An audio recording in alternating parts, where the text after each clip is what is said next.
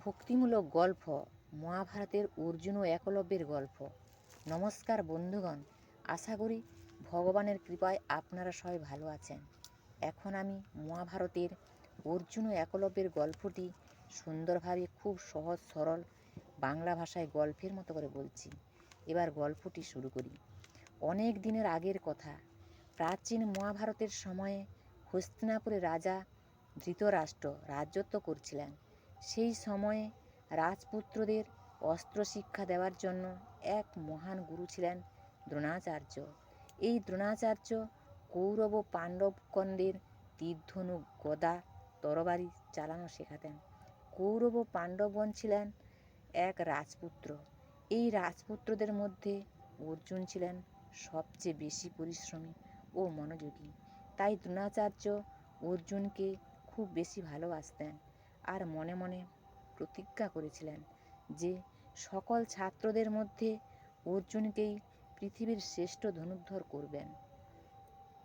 কারণ আচার্য অর্জুনকে বলেছিলেন যে দ্রোণাচার্যের কোনো শিষ্য অর্জুন অপেক্ষা অধিক শিক্ষা লাভ করতে পারবে না।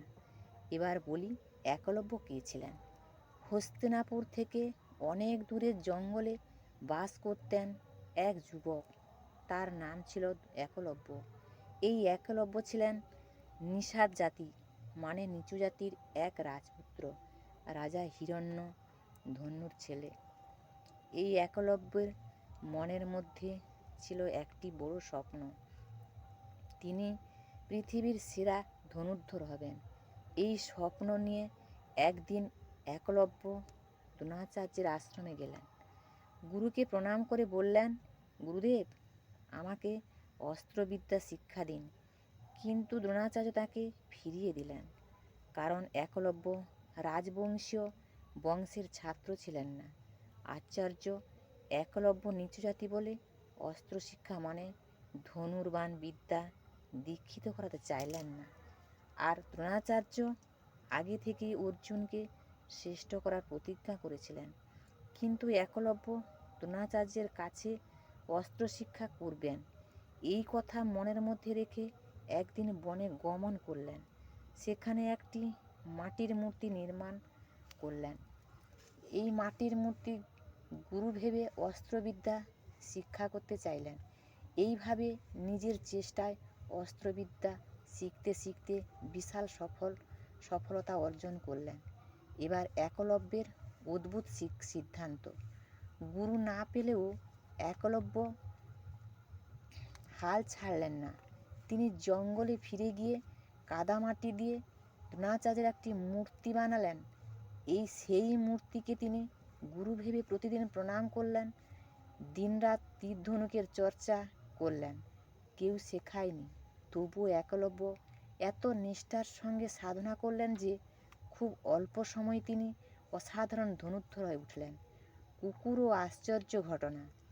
একদিন অর্জুন ও অন্য রাজপুত্ররা জঙ্গলে শিকারে গিয়েছিলেন। হঠাৎ তারা দেখলেন একটি কুকুরের চিৎকার করছে, কিন্তু তার মুখ থেকে কোনো শব্দ বেরোচ্ছে না। কাছে গিয়ে তারা দেখলেন কুকুরটির মুখে তীর গেঁথে আছে, কিন্তু এক ফোঁটা রক্তও নেই। সবাই অবাক হয়ে ভাবলেন, এমন নিখুঁতভাবে তীর ছোঁড়া শুধু মহা ধনুর্ধরই পারে। তা বুঝতে পেরে অর্জুন ও দ্রোণাচার্য ওই ব্যক্তিকে খুঁজতে লাগলেন।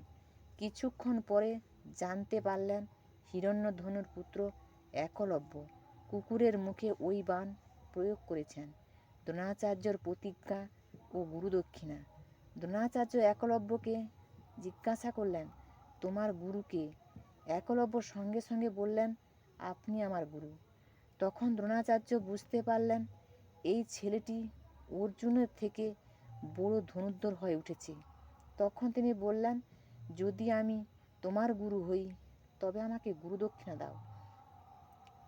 একলব্য বিন্দুমাত্র দ্বিধা না করে বললেন, গুরুদেব, আপনি যা চাইবেন তাই দেব।